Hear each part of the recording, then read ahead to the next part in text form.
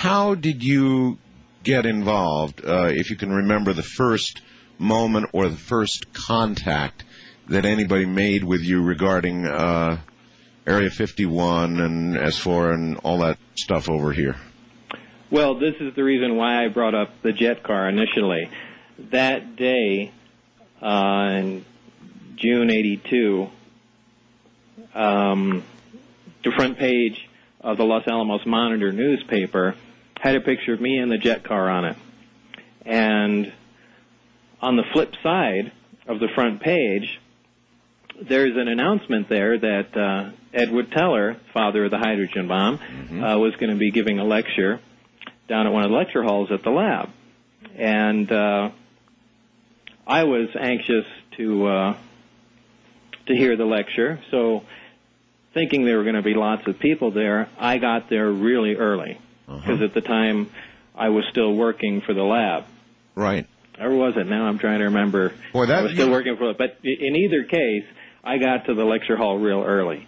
And as it turned out, there was nobody there, and now I'm kind of waiting around. About 15 minutes goes by, and I see Ed Teller sitting on a little wall outside the hall reading the front page of the newspaper, which I thought was a perfect segue for me to introduce myself, because, he's sitting there reading about me, and I always wanted to meet the guy. Of course. And so I went and introduced myself, and, we talked for a bit, and actually the lecture got delayed a little bit, so we had walked around, and I got to talk to the guy. What was he like, out of curiosity? I mean, how did he strike? He's a very stubborn guy.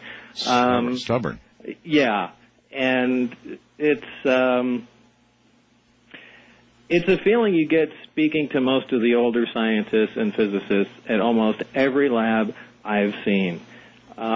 You can't present them with anything new that they didn't think of first. They're scientists. They're supposed to be open-minded and explore new ideas and things, but there is nobody as closed-minded as a scientist or physicist that's been in the business, for over a decade. Can you remember the conversation that made you form that opinion?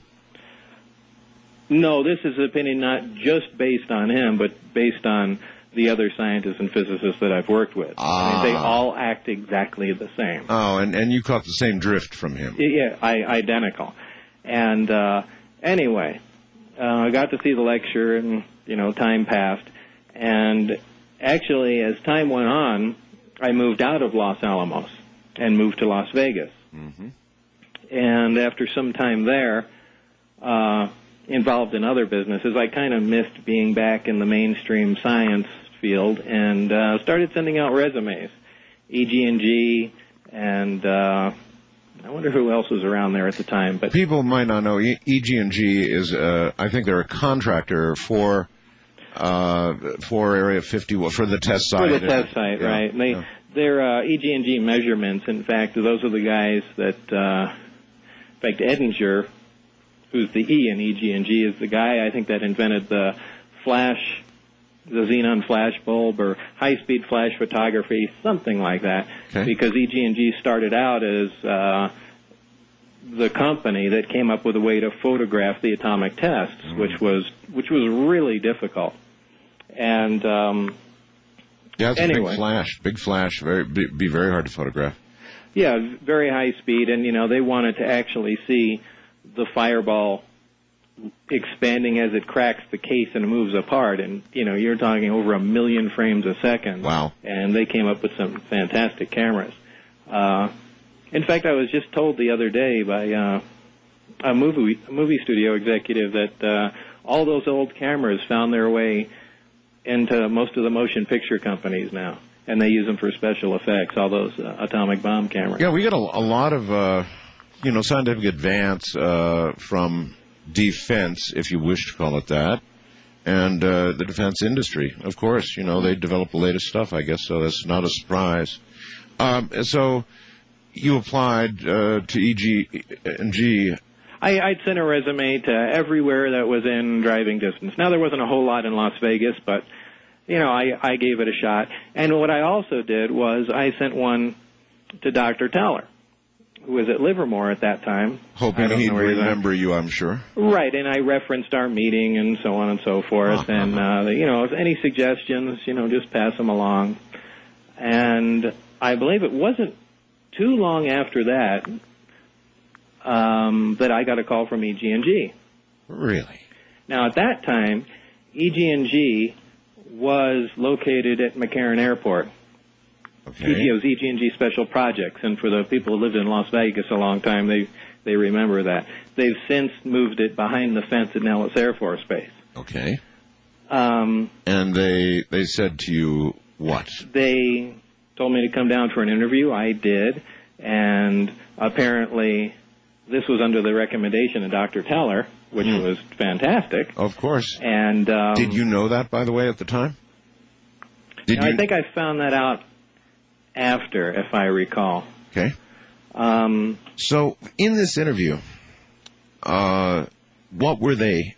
What did they want? What were they after? What were they curious? What did they want to know? The initial interview was for a lesser position, and I was interviewed by a board of people over a span of about an hour and a half. And that's some interview. Yeah, it was pretty intimidating. It was an uncomfortable interview. Do you recall any of the key questions I asked you? An hour and a half, my God. Not for that, because I did go back for another one. Oh. They did ask me.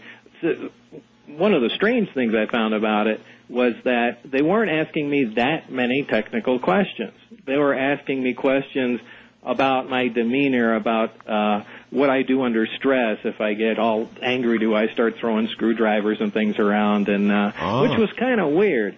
You expect them to, certainly have. Well, they did have some technical questions and test my abilities, but well, that is though not that irrational a question. I've thrown screwdrivers. Well, generally I don't. I just give up and walk away for a while. Yeah, I know. But I assume what they were doing was just they knew of my work at Los Alamos and the other things I was doing, and they just assumed that it fit the bill. Sure, but they wanted to know about your demeanor for some reason. Right, and as it turned out, this all had to do with security, as I found out later. But I went home. I wasn't that thrilled about the interview, and it was several days later I got a call back, and they said, as it turned out, we felt you were overqualified for the job we were offering, and we're pretty sure you would become bored with it after a while. However, there is something else that we have. It's I'm trying to remember verbatim what they said. I believe it's at a remote site on the test site, so you will have to fly out there. And everybody should know that those flights leave every single day from Las Vegas and go up to the test site, right? Yeah, at the time they were called the key flights. It says if you violate, national security secrets, it's 10 years in jail and a $10,000 fine. Does that sound familiar to you? It does. That before. It does. I've signed something like that before, but this was certainly far above and beyond that, which was kind of shocking, actually. But at the time, you pretty much just blow it off and say all this means is that I'm going to be involved in something, extremely interesting, and sure. It's great. So what? I have no intention of violating any rules or, causing any problems. So there's no sweat. No, I understand. By that time you're probably tantalized, thinking this. Oh, really? I was, this is pumped up. Going to be real fun. Exactly. All right. And really, to my surprise, the security was a little more than oppressive. Generally you're just assigned a badge and shown the general procedures and things of that sort. This was a little different. Are you still talking about the facility near Las Vegas, or are you talking about being flown up there now? No, this is when finally I was flown. Okay. So I go to McCarran Airport right by the EG&G building, and right. I'd be flown to Groom Lake. As I landed there the first time, right across from where the plane parked, there's a security office, or was a security office. I believe I spent quite a while there, but, reviewing, how secure things are, so on and so forth. But, this is not where I worked. Where I did work was about, from my estimates, about 10 or 15 miles south of there. We were taken there in a converted school bus, those big Bluebird jobs. It was painted kind of a dark navy blue. There's a lot of people, Bob, who don't even believe that Area 51 exists, by the way, much less S4. I can tell you... People don't believe Area 51 exists? Well, there are a lot of people who don't. But I can tell you, Bob, when you drive up by the VFW here in Pahrump at about 4:30 or 5 in the morning, there's a whole bunch of buses out there, and they've got signs right on the side of the buses. I saw it about a month ago, and it just says Area 51. Oh, really? Yeah, oh, yeah. Well, they're not bothering anymore to keep that secret. I guess. Anyway, so then they take you from Groom Lake, the main facility, and incidentally, Bob, up on my website, I've got a picture, a pretty good one, the best one I've ever seen, of the Groom Lake facility, and it shows what appears to be 3 large hangars, with the one in the center perhaps being the largest. Is that your recollection? I don't recall there being 3, obviously large hangars on the approach in from Las Vegas, that stood out that much above everything else. Okay. I recall a huge satellite dish, but for the most part, most of the time I was going there at night and certainly didn't have a run of the place. All I did was get to go in. One time I got to go to the cafeteria.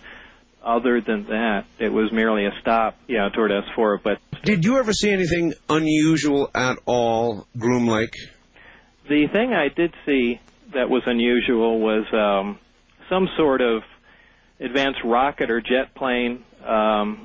People have called it Aurora. I don't know if it was Aurora or if it even exists. But John Andrews from the Tester Corporation and a few other aviation buffs kind of interviewed me more or less about that. It was something along the lines of an X-15 shaped type of craft. Now, we were driving away from this as it was taxiing, but it was a horrendously loud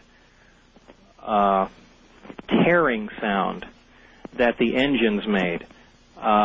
And I think my original description was that it made it sound like the air was tearing, and that's the best description I could give to it. Now, I certainly have heard about the new generation of scramjet engines that have supersonic airflow inside that burn liquid methane and so on and so forth. Whether that was these, I don't know. But I did get a look up the exhaust as we were turning, and it was they were rectangular exhausts with some sort of vanes inside.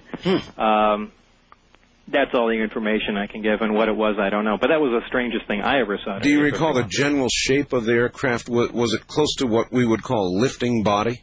Even though the X-15 was a lifting body, it was not a lifting body like you'd see on an F-16 or something where there'd be a lot more wing incorporated into the body. It was more along the lines of a long, slender body, maybe a cross between an F-104 and an X-15 for those people that are familiar with those planes. Very short, stubby wings, which translates to me, high speed of rotation, high flight speed, and things like that. But again, I didn't get a very good look at it. I don't know. It could have been anything, a scientific research vehicle or anything. I'm certainly not claiming that was Aurora. Sometime later, some of those people were down in Rachel, and they heard and recorded a sound that they interpreted as the sky tearing and played it back to me, and it was, in fact, the identical sound. So a couple of years later, it was still operational, whatever that thing was. But that was the only unusual thing I ever saw there. Well, straight across from where the plane parked, head end, straight across from there in kind of a large parking area was the security building, and that's where we picked up the bus and went south. The first time I did go in, and it was an extensive little get-together with the security people there, and signed all kinds of strange forms that... Were there a lot of people on the bus? No, not going down to S4. Generally, the person that accompanied me all the time was Dennis Mariani, who was my supervisor at that time. Okay. Well, everything from virtually signing away my constitutional rights. So should anything go wrong as far as me, they would, essentially be judge, jury, and executioner. As far as the authorization to attain the clearance there, that was an order that was signed by President Reagan, which I saw on the desk. I'm trying to remember some of the other paperwork. Beforehand, I gave permission to have my phone lines monitored. And can you remember any of the wording? I mean, you said you signed something that would allow them, if you blabbed, to be judge, jury, and I had signed something like that. I mean, that may be a slight exaggeration of how the wording was, but certainly I signed, I'm trying to remember what it was, like a 10-10 agreement. If you've heard that before, I don't remember the exact title of the document, but... So you sign all the forms, including one to tap your phone, huh? Right, they did. That was, again, before I went down there. That was down at EG&G, and I gave them permission to do that. But that was only for a limited amount of time. I don't recall how long that was for. And to me, that's kind of a silly thing to do in the first place, because if you're going to monitor my phone, why tell me? It kind of defeats the purpose. Maybe because otherwise they have to go through some sort of legal procedure and get some sort of court something or another. So yeah, maybe but you would think in the interest of national security they could circumvent all that, but... well, they probably do, actually. Who knows? When they need to. I had actually doubted that they were actually doing that. Once in a while everyone hears little clicks and pops and buzzes on their phone, and... I really didn't think that was it. Yeah, my view is a good tap is one you never hear. Well, this is my point exactly. Sometime later, I guess we'll get into that. But when things turned sour, actually before they did, they had come to my house 30 minutes after I got off the phone with Gene one day, and we were joking around on the phone. They came to my front door 30 minutes later with a transcript of our conversation and outlined were the questionable phrases that I had spoken. Now, this is amazing to me, considering the closest FBI building down here is on Charleston, and that's an amazing feat. It almost makes me think they had a little mobile setup somewhere. Well, it is. You're a computer guy, and I've heard, maybe you could confirm this for me, that the NSC has the ability to have supercomputers which virtually are monitoring perhaps even millions of conversations, looking not at the entire conversation, but listening for key words. Well, that's how they caught that drug kingpin down in, where was it, Panama or Mexico? That's right, and that was cellular. They scanned every single phone line, right, and just picked out certain words and grabbed them. So I encourage my audience to constantly, in the middle of a conversation, just simply say, kilo, kilo. Art, actually, we say assassination, president, things like that. Oh, jeez. All right. Well, anyway, so onward to Area S4.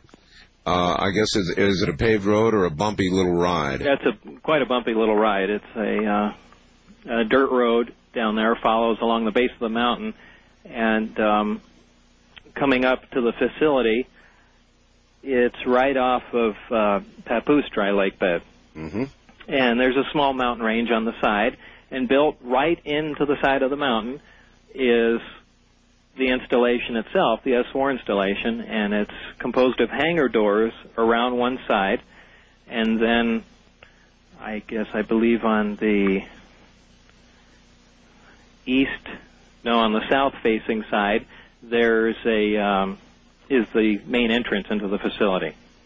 Were the windows on the bus darkened, or could you see out as you went? No, you could. The only place you could see out was the front. On the bus, most of the times I had gone down there was the driver, a security guard, and Dennis Mariani. The security guard almost always stood right up front, not sitting down, but holding that bar, which is right by the door on those buses. Sure. I don't know if it was in an effort to block my view out there or just to intimidate me and stare at me.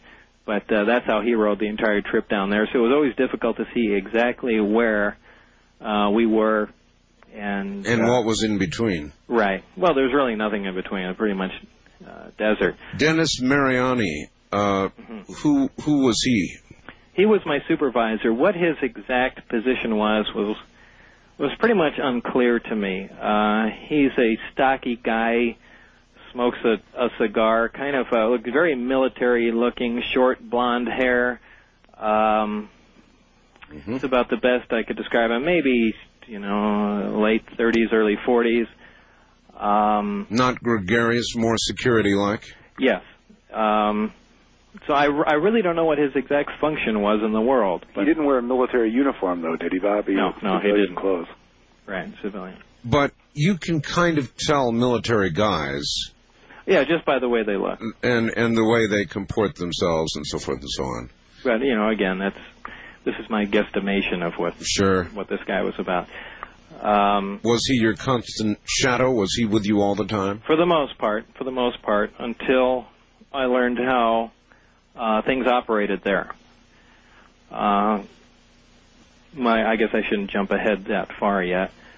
Well, I might as well. For the most part, for science to progress anywhere, if you're doing any sort of research whatsoever, one of the things that is vital is free discussion, open and free discussion amongst the people that are working on the project. Okay, right. Well, obviously, it's how ideas are bounced off other people, and that was the only way things can progress. Wasn't that one of the main contentious points during the development of the atomic bomb in the Manhattan Project? Everything was compartmentalized, and the military just loves to do that. And the scientists just hate it because they want to bounce ideas off each other. Exactly. So you're saying, really, in 1989, that was still going on? Well, probably. Well, I don't know. How would I know how bad it was during the atomic age? But it was very oppressive. So much so that our job was very compartmentalized. Every aspect was split into groups of people. Groups of people are quite literally two people. You work on the buddy system. In other words, the only person I can talk to, the only person I can discuss anything with, the only person I can relate to is the one person who I work with. Any other aspect of the project, any other questions are simply not to be asked. So immediately you're interfering with your progress in that if whatever you're doing interacts with anything else anywhere, you've run into a block wall. You don't even really know if you're the first person to come down and be assigned this task, do you? Exactly. There in fact, I was others told that I wasn't. Oh, really? Yeah. But, you really have no idea what's going on. And I'm sure if you found that, Part A connects to Part B, which we're not allowed to see, I'm sure there would be some way to gain some of that information. But, Bob, not only were you not the first person assigned that task, but this might be an interesting point to tell them why you were told you were hired. No, that's true. I was, actually, one of the questions I've always had is, why did they hire me? Certainly for this project, I would not be the most intelligent, the most resourceful person that they could possibly hire out of all the people at Los Alamos or anywhere else in the world, for that matter. So I've always wondered exactly why they would have picked me. And so why then did they? I still don't know. I have always wondered this. I've ran a lot of things through my mind, different possible scenarios, and they really, none of them make any sense. Was it because Edward Teller just thought I was a nice guy and essentially juiced me into the position? It sounds, that makes... Yeah, it sounds that way. Yeah, but, in a project like this, why would something like that happen where every person counts? You're talking in a project where there are only actually 22 active people working on it. Yeah, but when Teller speaks, the military listens. Yeah, that's true. But, I didn't know him well enough. As far as my scientific background, it was actually fairly limited. I was working at Los Alamos on working with the accelerator at that point, so it really wasn't a propulsion-based job, anything to do with, what I was about to have my hands on. Here we are at Area S4 south of Groom Lake, and I guess by now you're in great anticipation, Bob, wondering what you're going to be doing. I was. Actually, I was just about to make a point before we broke, and I can't remember it. Well, that's why you have Gene Huff. Gene? Gene doesn't remember either. Gene doesn't remember either. Boy, I think my short-term memory. He was talking right before we broke about it. He had no idea why they chose him of all the people in the world. But that's well, actually, Gene, you had said, why don't you tell him, Bob, why they chose you? Yeah, he was. I was implying something else. And in other words, I was telling him, reminding him of why there were vacancies, why they needed to hire someone, why someone wasn't in his slot already. And we were talking about the fact that he was not the first one necessarily. Right. And that makes sense. In other words, if they had something they didn't understand, I can imagine they would bring in an array of people of different disciplines to take a look-see. Well, that might have been the case, but yeah, to this day I can't figure out why. If certainly you look at my record and the way I approach things and the work I had done before was a little more renegade, and maybe that's what they were doing. Was looking for someone that would approach a project from a different road. And are you able to talk about what you did at Los Alamos? I did several things. Initially, I was working on the polarized proton target on the accelerator. The accelerator there at Los Alamos is a linear accelerator. It stretches about, if I remember, about a half mile, and it's one of the more unique setups in that instead of running a single experiment on the output of the accelerator, the beam is split into different areas. And all these different areas are, I don't know really if they're leased or rented to other countries or other scientists, but several other people and other groups from all over the world essentially can conduct experiments simultaneously. At different times they'll fire different particles down the target for different lengths of time, and everyone can run their own experiments and see what's going on. There was also some Star Wars development done there. Okay, I'm sitting here listening, trying to imagine any application for what you were about to do, and you don't. At S4. Yeah. There's none. There was no direct connection at all. This is one of the things that has perplexed me forever. But how could there be? Maybe this was the point that I was going to make. In fact, it is. It just popped back in my mind. What was strange about the interviews I had was, certainly there was some technical questions here and there. They essentially knew my background already. But what they were most concerned was what I had done in my spare time, which I found to be very unusual. Now, what had you done in your spare time? You had worked with propulsion systems in your spare time, right? Right. I mean, they were essentially concerned with more of my, for lack of a better word, playtime than they were with what I was or what I had currently done. All right, well, let's take this back to Edward Teller. When you had a conversation with Edward Teller, did you talk about your playtime? Did you talk about... Well, I was talking about at that time the static ramjet engine that was, in fact, that was in the front of the paper. So we were talking about, in fact, at that time I had filed patents on it, of how the device operated without the need for fuel pumps and things of that sort because of the type of fuel it used. What is a static ramjet engine? It was an offshoot of a pressure jet engine, which was invented by Eugene Gluharf, who was also coincidentally the inventor of the rocket ejection seat that's used on all fighter aircraft. Indeed. He developed that, I believe, in the 50s, and in the 70s I had run into him, and really, as a kid back then, started working in my spare time as I went to Pierce College at that time, working to improve on the design.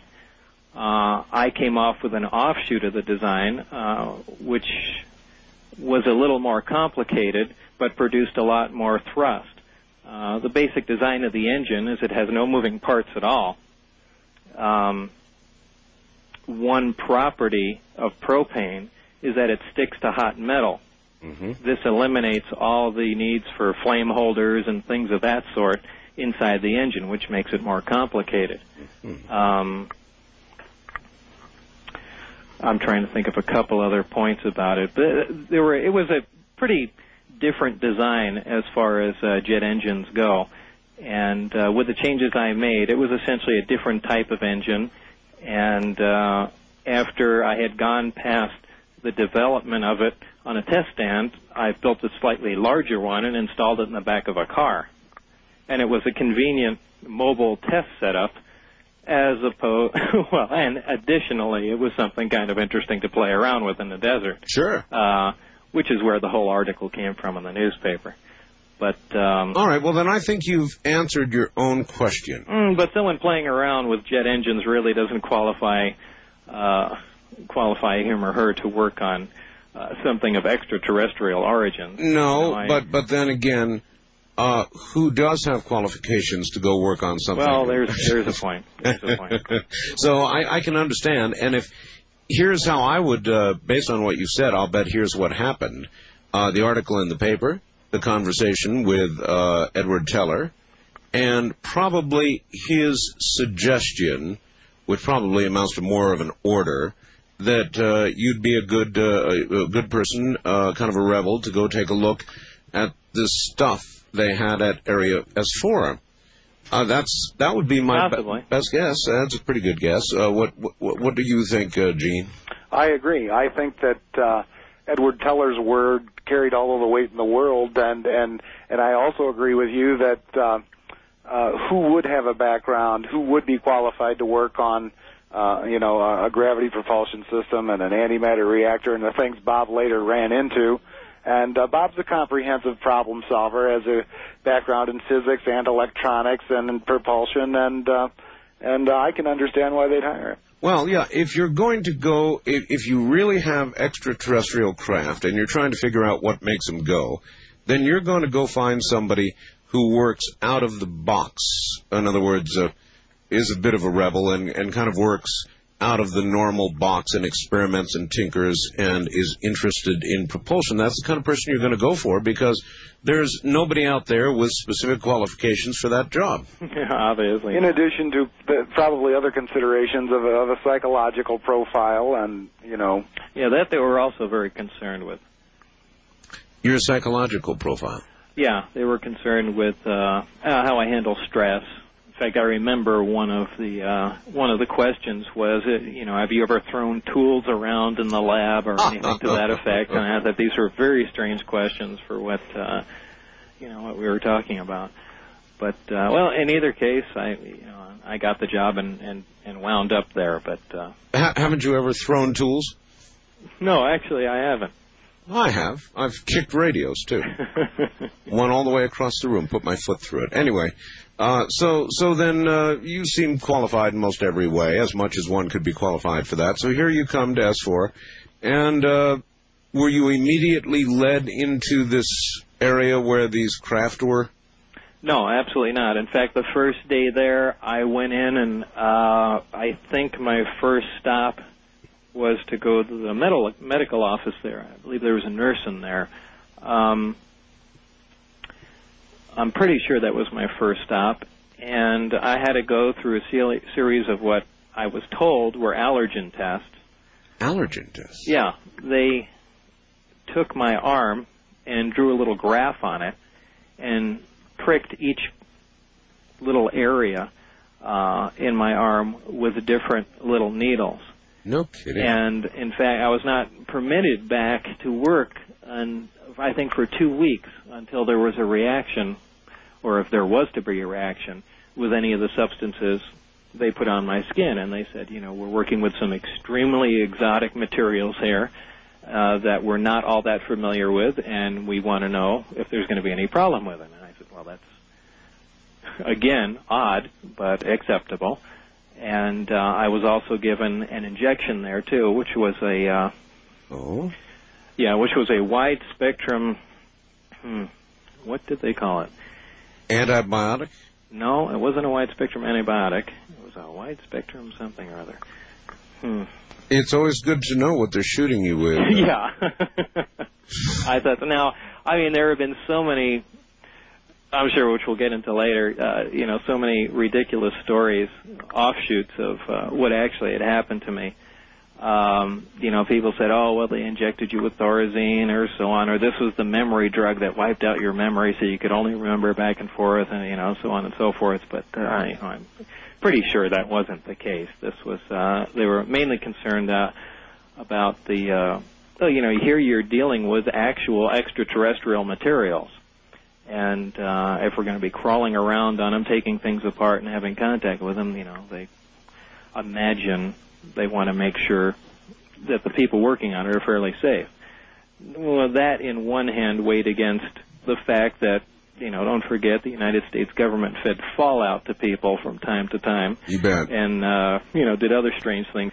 When you originally told your story, Bob, years ago, that wasn't known. Hazel O'Leary was not around yet, and everybody regarded your story as absolutely incredible, beyond belief. But then when Hazel O'Leary stepped out and said the following occurred, everybody went into kind of a stupor and said, my God, we did that? So your story isn't so out of line. Well, a lot has actually changed in the past 10 years. If you remember, 10 years ago, too, the predominant theory about how gravity propagates in any physics textbook, related to gravitons. Mm-hmm. And now the predominant theory is gravitational waves, which is exactly how some of and some scientists and physicists at that time, pointed out one of the many reasons they say the reason this story can't be true was that this was absolutely ridiculous, so on and so forth. And now it's spoken of as a matter of fact. This is how gravity propagates through space. And it's just interesting to see how things slowly, over the span of a decade, quietly change. Mm-hmm. And that's one thing I do keep an eye on. Yes. But and I take it your arm didn't break out inappropriately, so you passed. No, I think it did develop a small eruption somewhere, but it was nothing to be concerned about, or so I was told. So we just proceeded from there. As you know, there is a group of people suing the government over illnesses they have suffered from work they did at Area 51, and that is proceeding quietly in court. It's not going to be so quiet when it goes to trial, but that's underway now. So, indeed, there are some pretty exotic materials up there. Actually, you just reminded me of something. When was that, Gene? When, was it right after that where I collapsed from the kidney? Oh. You remember that? And, right. And was that there or after I had left the project? No, you were still in the project. So that was right after that. Right after they did these tests and gave him a shot. It's kind of surprising. I forget that. Drink a strange substance, and all I remember is that you were at a Toyota dealer or something like that, and he was in such pain. His kidneys hurt so bad he thought he was going to die. And to that point, Bob had never had any health problems or had never had any sedatives or painkillers, and the doctor gave Bob a shot of Demerol. And I called him, and he was floating on cloud nine. It wasn't even coherent, and I came to his house to see what was wrong, and then he was literally high from a painkiller they gave him just so he could stand the pain in his kidneys. So whatever went through his system certainly stuck there. Yeah, so there was an adverse reaction to something. Do you think that was, well, of course you have no way of knowing whether it was the allergy test they put you through or the shot they gave you? Or wasn't it an amazing coincidence that, but he had no prior kidney problem. Yeah, I mean, it is, Well, I take it you went to the doctor. I did, yeah. What did he say? I don't remember. I think he said, he gave me a shot of painkiller, Demerol, I believe it was, and he took a urine sample, a blood test, and he asked if I had any previous problems, anything strange, and obviously I said no. Certainly didn't mention anything about getting an injection right. at a strange place in the middle of the desert. Right. Didn't they do X-rays or a CAT scan or something and find not a CAT scan? They did they did just an X-ray to see if there was any blockage, but There was nothing. A day later, or I think even the next morning, everything was fine. The X-rays came back negative, and I believe the blood work came back negative too, as did the urine sample. So, in fact, I think his conclusion was that perhaps I had passed a small stone, and wound up in my bladder, and then it would probably hurt coming out again. But that never occurred, and whether or not that scenario is correct, again, is just speculation. But I don't know, that you just stirred that up in my memory. I don't think I've even mentioned that since it. That's right. That's how little bits and pieces come back. How's your health now, by the way, and since then? Okay. Oh, fine, no problem. All right. So anyway, you pass all their little tests. Pass all that. The next thing to happen was that I was led into a room with quite a number of little briefing packages,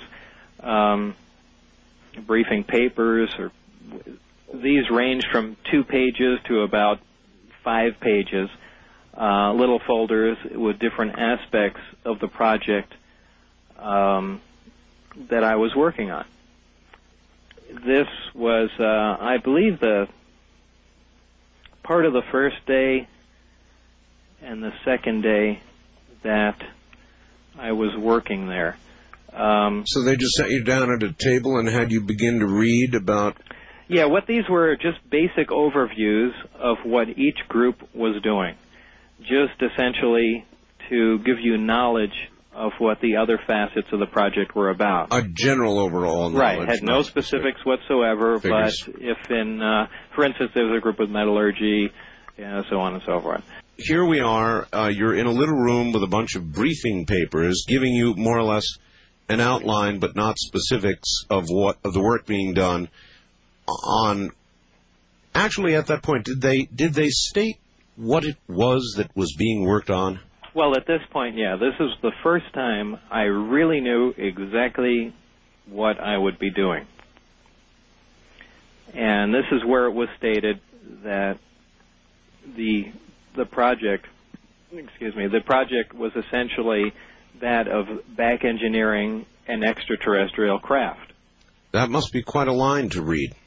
Well, it was, and it was also hard to believe, because certainly going into the project, I was basically a nuts and bolts guy, and certainly didn't believe in UFOs and thought everyone was crazy that even considered the topic. I certainly believe that there was life elsewhere. Certainly life can exist on other planets, other galaxies, other solar systems, but I just found it very hard to believe that there was any intelligent life visiting Earth. And you had never had any close encounter of the third kind? No, and I thought people were basically crackpots that thought so. Whacked out. But also, Art, he was into science and technology, and he certainly wasn't well-read. I mean, he had never heard of the, Betty and Barney Hill case, or he didn't know anything about the Roswell crash or anything along those lines. I mean, he wasn't interested, and he didn't pursue it. And if you all remember, really a decade ago, I mean, some of that information was available, but certainly wasn't prevalent to the point that it is today with websites and movies and television shows. Oh, indeed. As a matter of fact, before we proceed, Bob, I'd be very, very interested to hear your reaction. I have interviewed now twice, very rare interviews, by the way, hours-long interviews, with Colonel Philip Corso. And I'm kind of interested to get your reaction to Colonel Corso's revelations about the back engineering and insertion into American industry he did of artifacts from the Roswell crash. Were you surprised to hear about that? This is the first I'm hearing about this. Is that right? What is inserted into American industry? Philip J. Corso, Colonel. Believe it or not, I really am completely uninterested in the topic UFOs and never follow it at all. All right, well, I'm in the dark as far as all this is. This is a man who was given the job. He's now 82 years of age, by the way. He was given the job of, he was actually handed a filing cabinet by a general, and he was given a job of figuring out what some of these things were and introducing them into American industry, specifically Bell Labs and some others at the time, And these were artifacts from Roswell, and he is very, very credible. He wrote a book called The Day After Roswell. What specifically? What devices? Devices that led to, and it's going to be hard, night vision scopes, for example, fiber optics, for example, the transistor, for example, a lot of leaps that, by the way, particularly the transistor, there's not much of a paper trail for. If you look back at the development in Bell Labs of the transistor, there's not a big paper trail. Yes, it arrived, but there's not a big paper trail about how it arrived. I'm so skeptical of something like that. The reason being, well, let me tell you, certainly you've seen pictures of the first transistor. We know it was developed at Bell Labs. We know there were a couple of guys working on it. But you know what the first transistor was. It was essentially just, it was more along the lines of a diode, just a P-N and a P junction just on a big slab of silicon. It really couldn't do anything. Certainly, if we had been given that advanced technology at that time, wouldn't it have been something a little more down the road to look at that? Art, I actually gave him UFO magazine so he could read about it, but he doesn't read about UFOs. So. I understand. It really is true. People don't believe this about you, Bob. They think you are the guru of ufology. And God, boy, have you got the wrong guy. And it just isn't true. No. Please. You see, I remember the interview I did with you before. I remember it very well. Anyway, so here you are reading about all of this, and you get sort of an overview of it all, and probably by... What are you thinking by then? I mean, is your mouth hanging open? Extraterrestrial? It is, to some extent, and another part of me is beginning to wonder whether or not this is true at all, or if this is some sort of psychological test. Everything else was so way out, essentially. Maybe this is, another game that we're playing. Maybe they're just trying to determine what reactions of people in science would be to extraterrestrial craft or the fact of extraterrestrial presence of any kind at all. Right, and certainly all these thoughts had gone through my mind. I'm sure you know all the questions that people would ask if I started picking up phone lines now. So what about being inside that craft? What do people generally ask, and how do you respond? Well, first of all, is the overall description inside. Entering the craft is, like I said, certainly uncomfortable for an adult human being. You realize that you're not in a place that was designed for humans. Exactly. And it certainly is different from anything that you're familiar with. And what I mean to say about that is everything is basically one color. Normally, any area you're surrounded in is always different textures, different colors, so on and so forth. The inside of the craft is essentially all a dull pewter aluminum color, very metallic looking. There are no sharp right angles anywhere, and the description I've given before is basically the craft looks like it was just injection molded, essentially like the model was. There are no seams anywhere. Everything inside the craft looks like it was fashioned out of wax, heated for a short time, and then cooled to where everything basically melted into what was next to it, what it was sitting on. That's about the best description I can give as to how the inside looked. Seamless and very unusual. Again, no right angles anywhere. The structure of the craft, the skin from the outside was smooth. Inside, this is very difficult to describe, but if you can picture yourself inside a disc of a flying saucer shape, and you're inside looking at the walls surrounding you, there was an additional structure, kind of a secondary wall, was kind of repetitive archways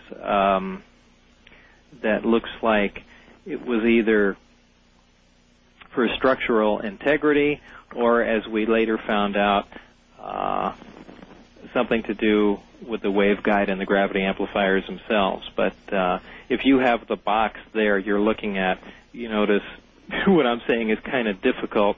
There's a little booklet that came in there that has a nice cutaway view of the craft, but it's very difficult to describe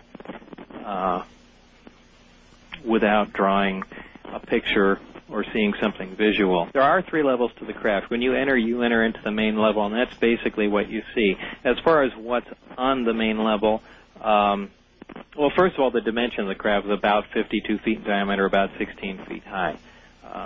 That's just the overall measurement. Now, back on the inside of the craft, what you'll see in the center of the craft is the reactor itself. Extending from the reactor up through the top of the craft is the waveguide. It kind of looks like a little chimney, more or less. Surrounding the reactor in the center of the craft are 3 seats. These seats all face one direction. Also near these 3 seats are the 3 gravity amplifiers themselves. They look like consoles, just solid rectangular objects. When I say consoles, I don't mean there's any buttons, lights, or anything of that sort. And in fact, there were no buttons, lights, switches, or wiring in the entire craft. Really? Really. That's also quite an impressive feat. No levers, no buttons, no lights, no switches. However, I did not get to go in one part of the craft, so I really can't say what was there. But I do have a good idea as to what was. Now, this was all on the center level. Immediately underneath, there's a small breakaway part of the floor as you walk in to the craft over to the left. It's a collapsible hexagonal, very unique doorway. People have asked me, have you ever seen anything in any of these crafts, any of the technology that could be used today, something simple? And that's certainly one of them. Aside from the high-tech gravitational propulsion system, so on and so forth, something very, very simple to understand and easy. And anyone that's taken a 6-pack of beer or bottles or anything like that, you'll notice that if you push on the sides of you take all the bottles out, you push on the sides of the box, it all collapses flat. Yes. And the floor itself was hexagonal in shape and made of little square hexagons like that, of thin metal, with a little notch cut out. So basically, to operate it, you just stuck your hand in the notch and pushed, and the entire thing collapsed flat and left a hole open. However, when it's, I'm getting tangled with my words here, because there's so many other things going through my mind. When it's extended and the opening is closed off, it's a very strong structure, because you're standing on the top of hexagons. The metal is relatively thick, even though you kind of have an idea of what I'm trying to present here? I absolutely do. Of course, I understand how it derives the strength, yes. So, yes, it's very easy to collapse one way, but that's one simple thing I thought would find uses somewhere, somehow, something that could be made right now. In fact, I've fashioned one out of thin metal. I have absolutely no use for it, but it's just one of those strange things. I've never seen anything like it, and it's certainly something that could be, I don't know, used in some sort of architecture somewhere. Now, the craft you were in had all of its, the generator, the amplifier. Right, this was all on the first level. Everything was intact. Absolutely. All right. Well, let me take that back. One of the amplifiers was removed. All right. On this craft. When you do collapse this little porthole, you can fit your body through, at least the upper part of it, and look underneath. This is the lower level of the craft. This is where the emitters, what I sometimes call the gravity amplifiers, hang down. These are 3 of the cylindrical-shaped black objects, 2 foot in diameter, 4 feet long, that actually emit gravitational waves from them. Like a microwave horn. Right. They are positioned directly underneath the larger rectangular gravity amplifiers on the first level and are, in fact, connected to them. The actual physical connection between the emitters and the subflooring above it, again, is something very interesting. It's a short piece of pipe, I'd say, maybe 12 inches longer, maybe 12 inches long, maybe a little longer than that. But this mounting flexes in any direction, but it's a solid piece of pipe. It's something very, very unusual, and we see the same thing being used on the waveguide to the reactor. From what we could see, by applying an electric charge to different parts of this structure, it would bend quite easily. Really? Yeah, it's again something very difficult to describe without drawing it exactly how this operated. But it was not made of in a telescopic form where you'd see something like a car antenna where it would collapse down on each section would collapse down onto one another. It was a solid piece, if you can imagine just a solid piece of pipe, and applying an electric charge to it and having the pipe bend but remain rigid after it had done so. Anyway, this compromised composed the focusing system for these 3 amplifiers. They received signals from other parts of the craft. The amplifiers would focus in on a certain point, and this is basically how the amplifiers were aimed. And the craft had, again, it's kind of a lengthy explanation, but there were 2 different modes the craft we found would operate in. One is called Omicron, and one is called Delta. The Omicron configuration was the standard operating mode of the craft, and it's where it used one single amplifier to maintain its elevation in the sky. One of the other amplifiers was rotated 90 degrees and essentially pointed straight out ahead of the craft. So with one amplifier working, it essentially produced an anti-gravitational pillar to stand on. With the amplifier that was rotated 90 degrees, instead of what we would normally think along the lines of propulsion, where a jet would essentially exhaust material, hot gases out the back, right? Where we would normally think along the lines of a propulsive force.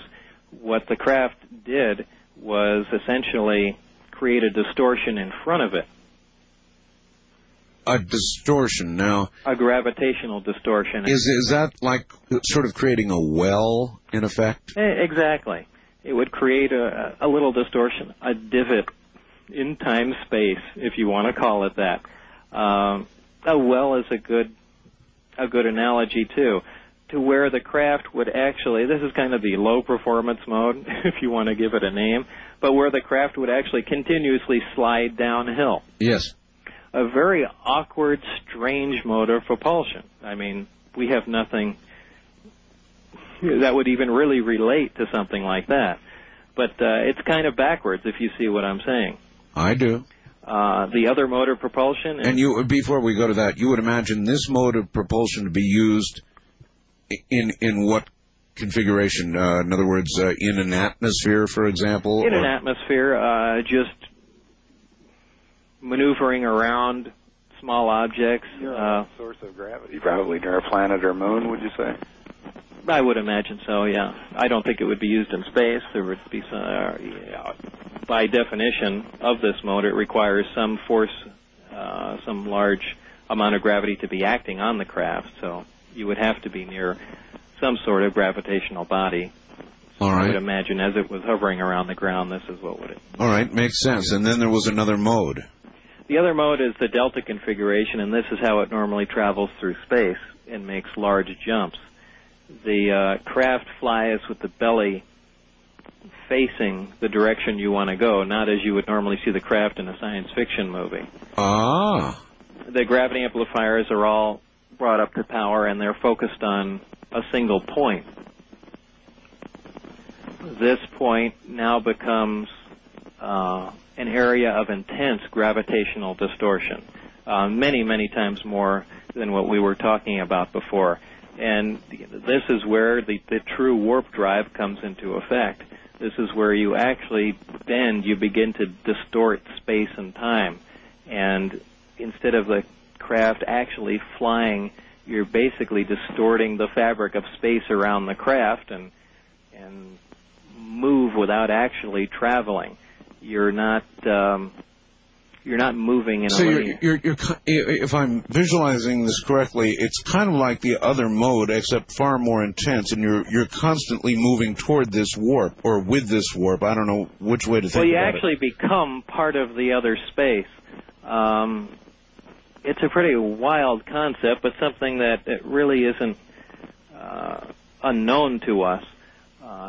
As I've stated before, to most people this sounds like wild science fiction. However, we know most of these things are possible. We know, for example, as I stated in that tape, that we can see stars that are behind the sun.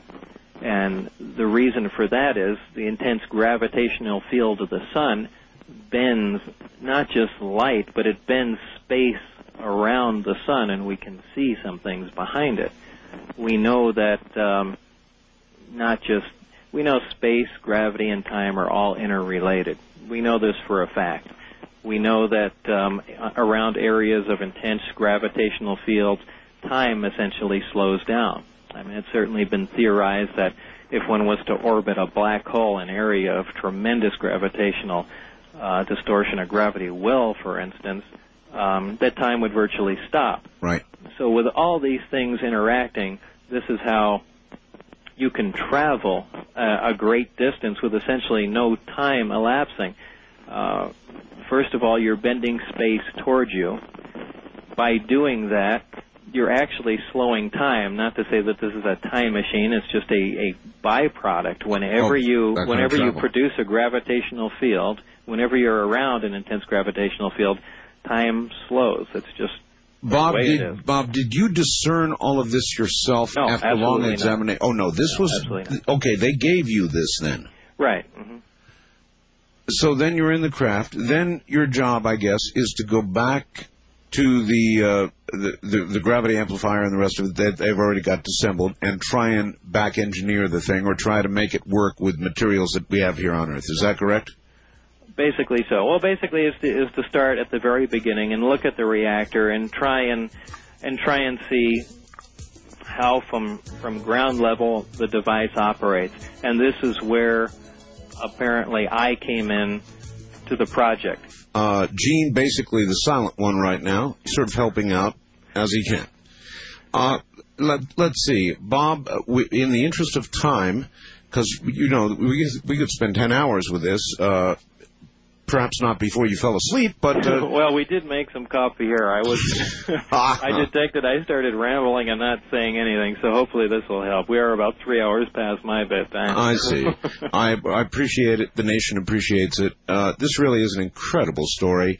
Now, briefly, you went to work, obviously, trying to back-engineer this. Right. How far did you get? What'd you learn? Well, not very, and I need to digress for a moment here, and this is where I learned one of the reasons why I was hired. Initially, our work started on the reactor. We figured that's the center point of everything, and this is where we should really concentrate our efforts, and apparently that's what the people before me did, too.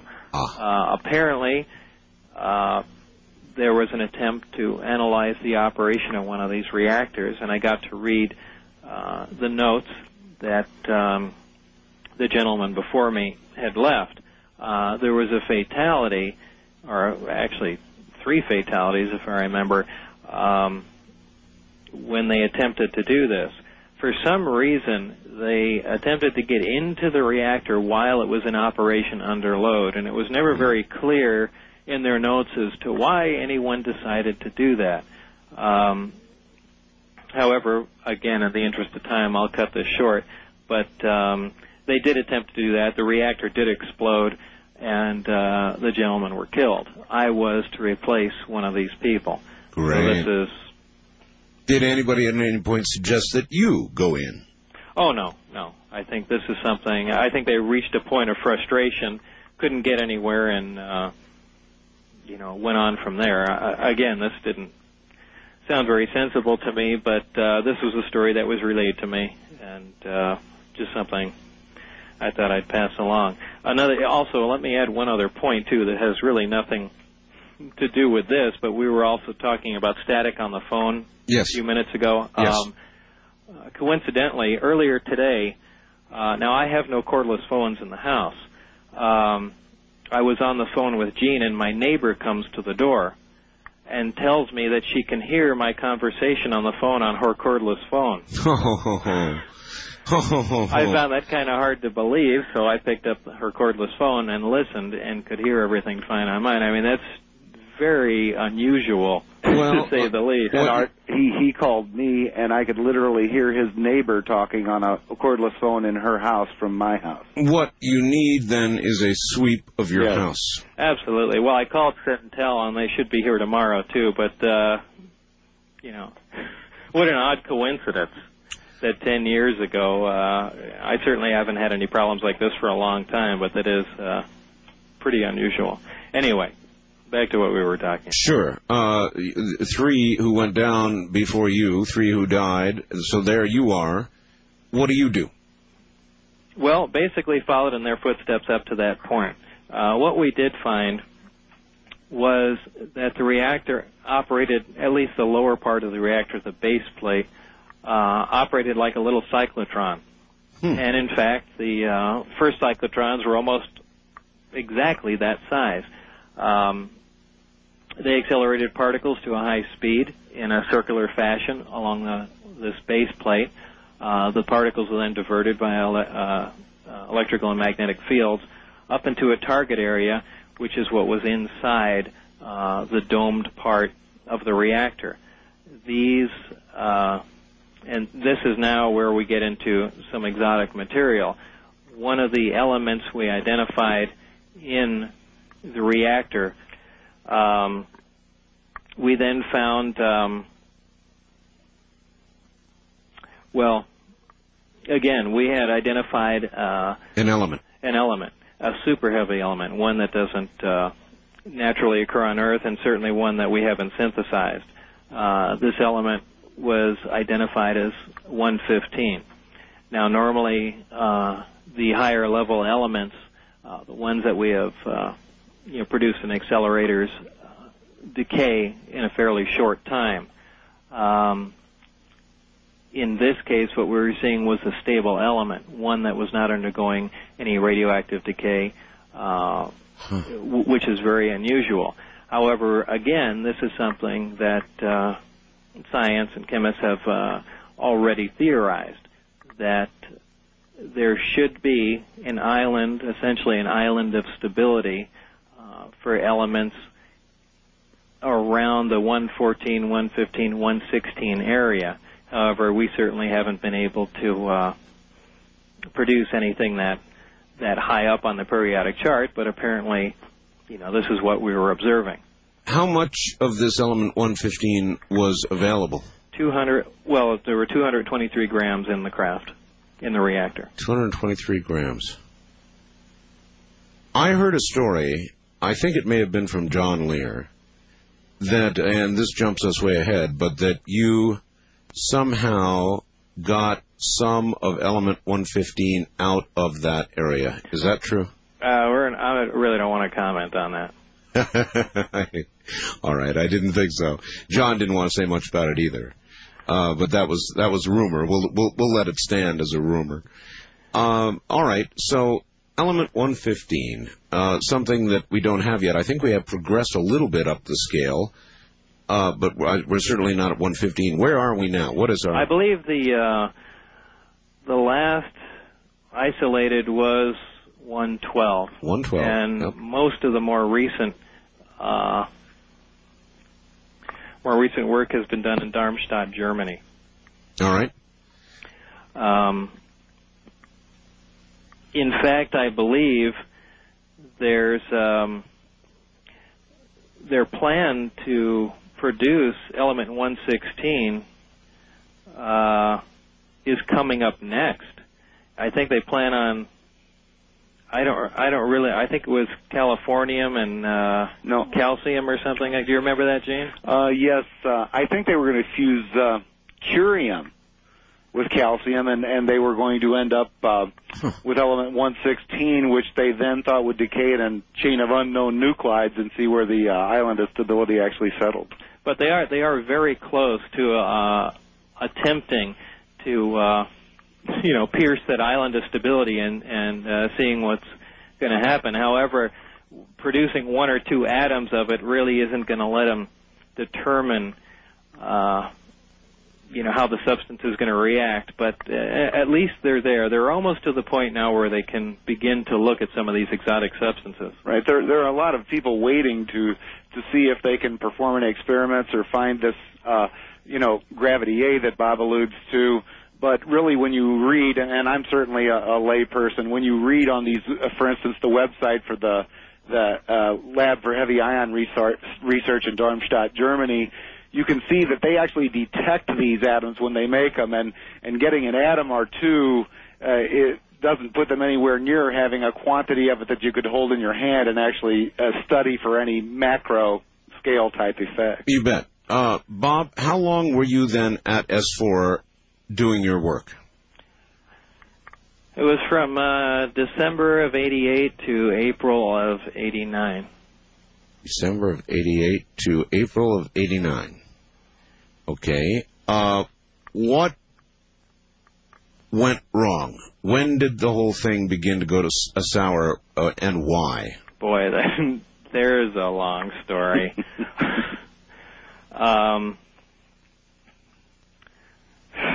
Okay, the Reader's Digest, this story. Reader's Digest version. Yeah, a Reader's Digest version of this, which is typically longer than the entire story itself. Do you want me to tell it? If you got a shorter version than I do, well, go ahead. All right, how about this? At what stage of work were you when it began to go bad? Well, very early. Well, go ahead, Gene. Give it a try. Well, Bob had been on an on-call basis, and right when he got to the point where he's told you about up to this point, they stopped calling him into work. And this was very frustrating. He wasn't a fun guy to be around. And what had happened is when he, as he told you before, he had to sign documents allowing them to monitor his phone and fax and computer and anything that came into his house over a phone line. And to make a long, sad story short, Bob's wife was having an affair, and they found out. And when they gave him his security clearance, they deemed him to be financially stable, emotionally stable, and just generally stable. And so now they knew that he was going to be having some emotional problems, and they stopped calling him. Ultimately, they heard his wife admit that she had had an affair to her mother over the phone, and she ultimately told Bob. And they called him in and yanked his security clearance, saying that they deemed him to be a sure candidate for emotional instability, and that he could reapply again in 6 to 9 months. So I have never heard any of this before. You've never heard this? No. Yeah, that's the reason that he lost his clearance. It had nothing to do with him. All right.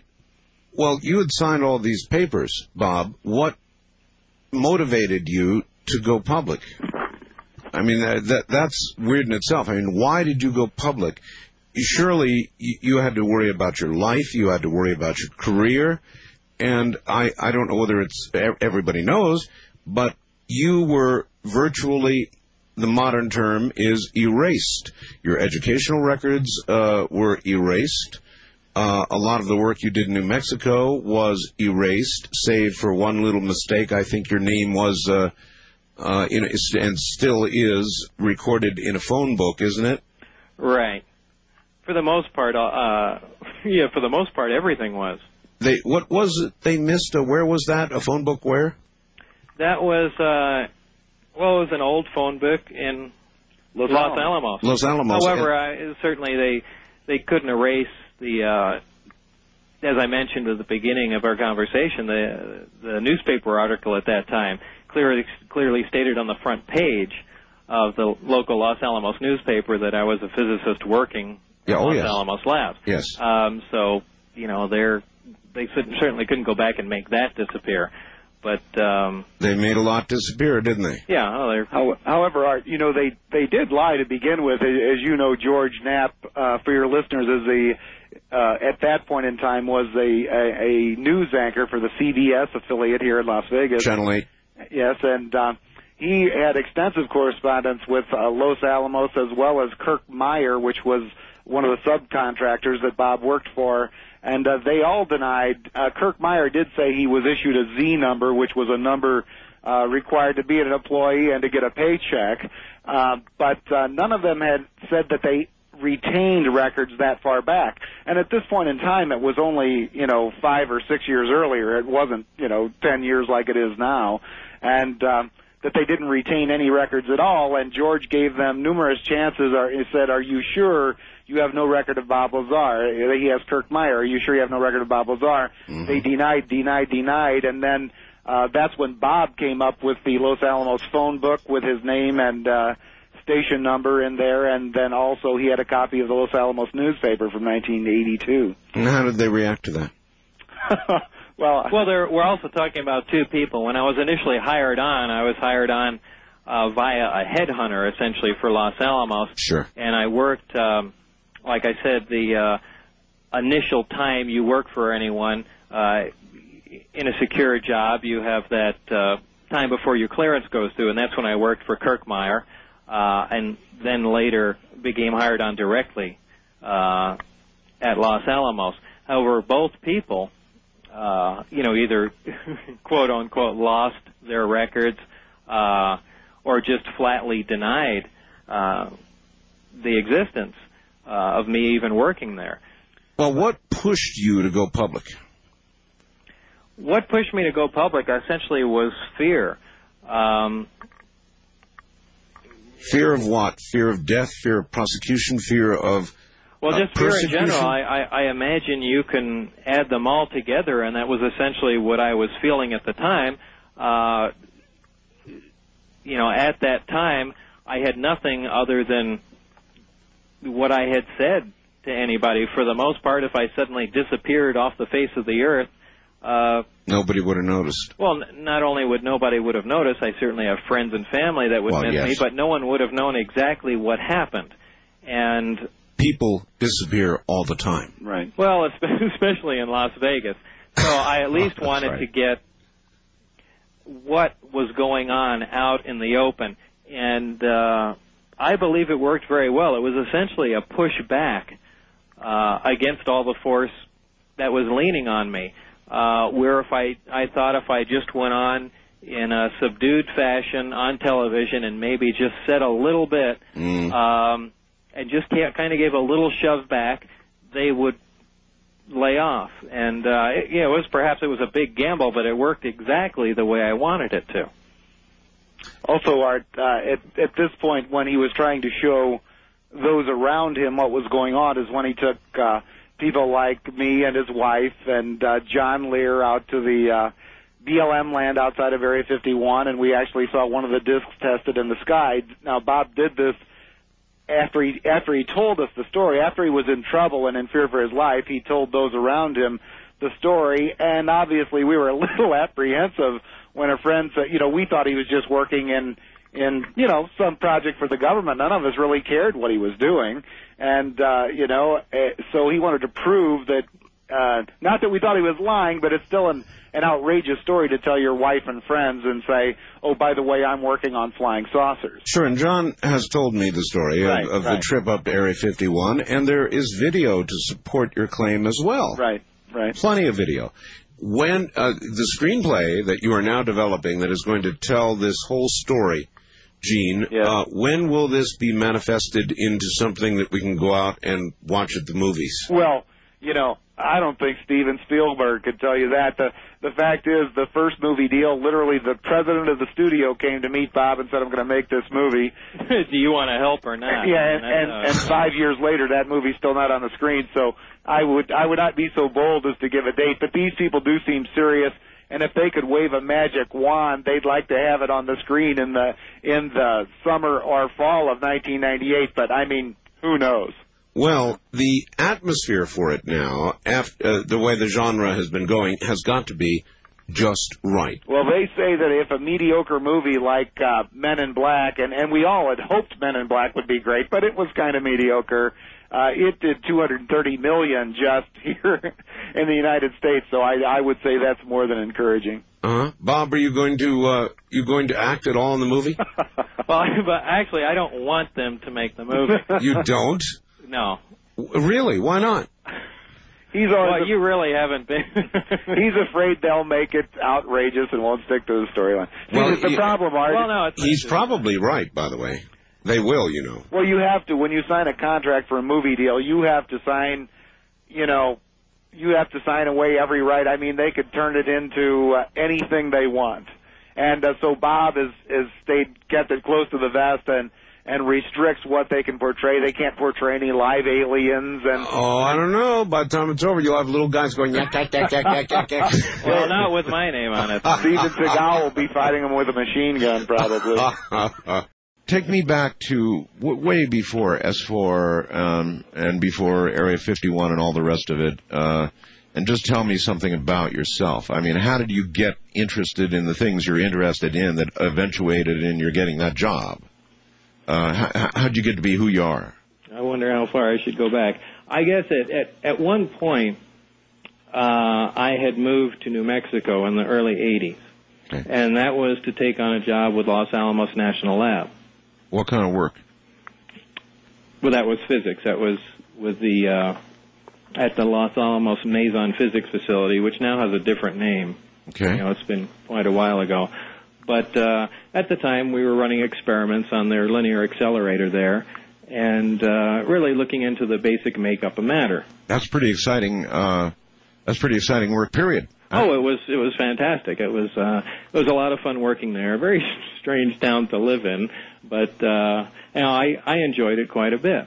How long were you with them, with Los Alamos? Los Alamos, I believe I was there only a couple years before I realized that, I could make a lot more money on my own just operating as a contractor and consulting for the lab as opposed to working for them. Mm-hmm. That happens a lot. Oh, and it was certainly worth doing. So I left the lab and at that time started Lazar Energy Systems. And we developed, designed, and repaired radiation detection equipment.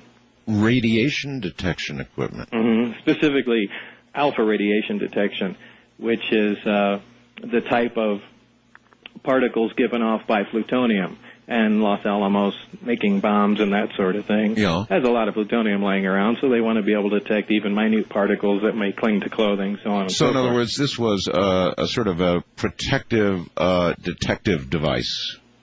Right. For human beings. They essentially frisk you with it when you leave.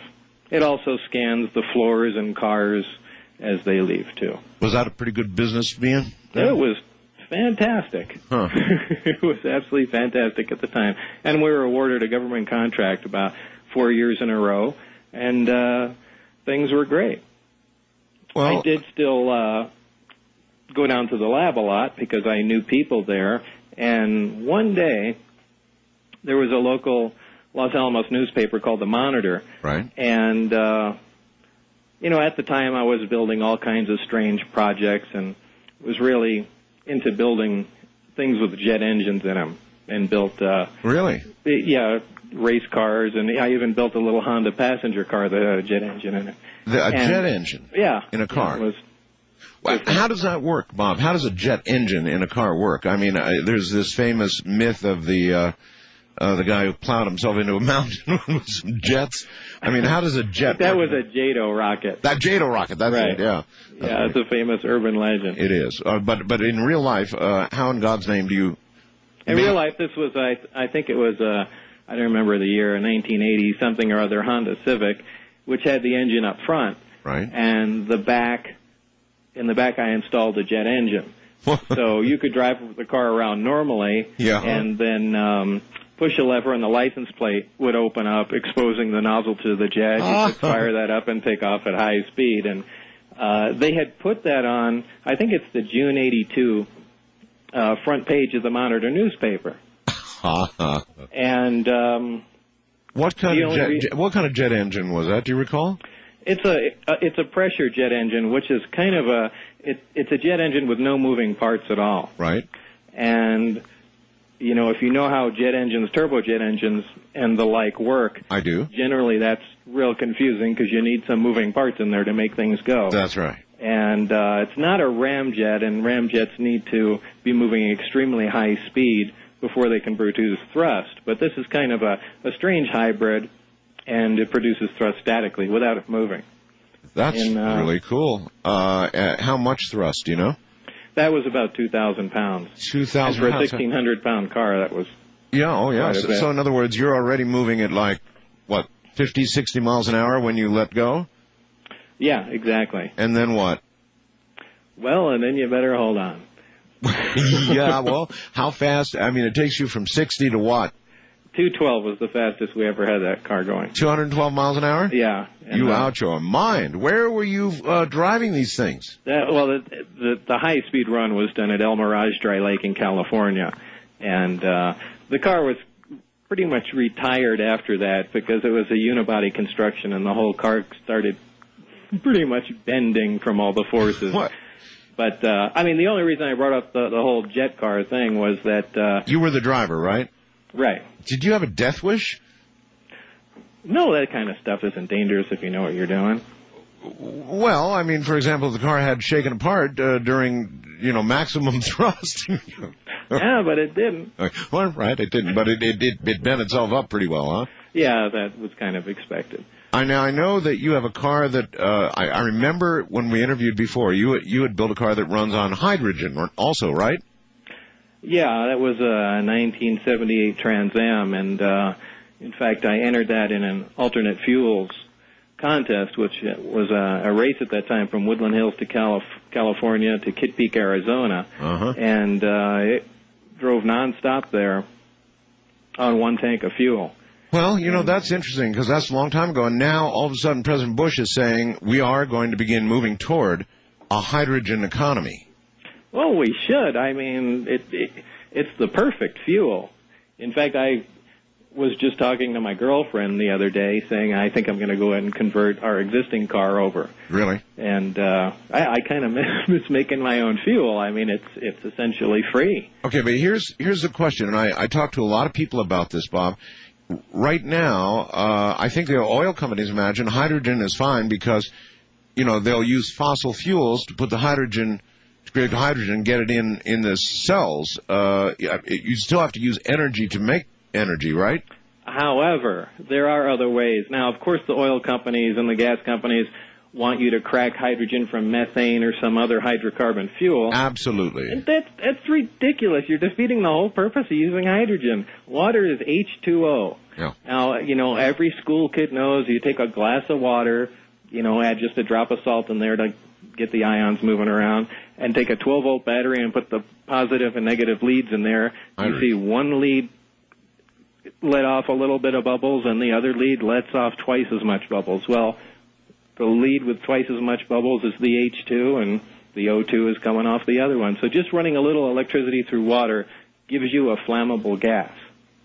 And that's the way to make hydrogen. Okay. So other than the creation of the voltage to do that, which... Well, the way I had done it before was I had a fairly large solar array, and what that did was during the day, it took and cracked the using an electrolysis setup, right, which is what I just described, cracked the hydrogen out of water, and during the night, it was pressurized using the available water pressure into the hydrogen tanks, which contained an iron titanium hydride. It's kind of a granular substance that absorbs hydrogen like a sponge soaks up water, as opposed to just compressing a tank with hydrogen, which is a dangerous...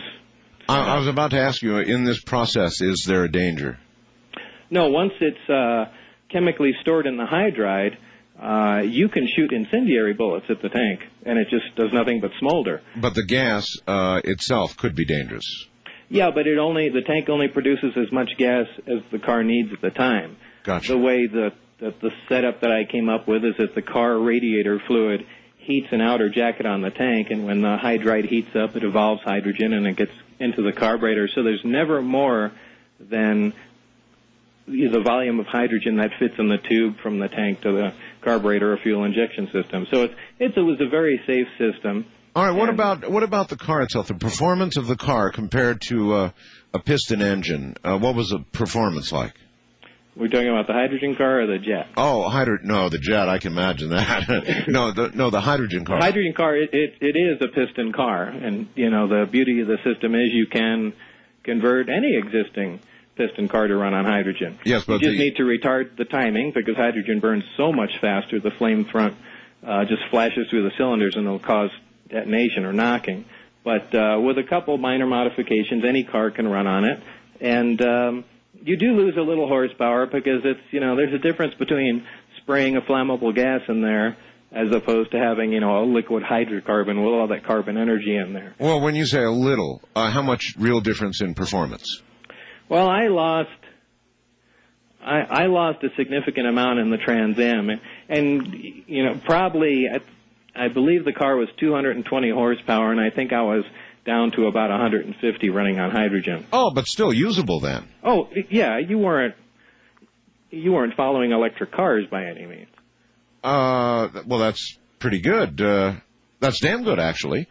So why not do that now to all cars? I am. I'm going to convert my car over, but you already told your wife is okay with this, right? Right. Oh yeah.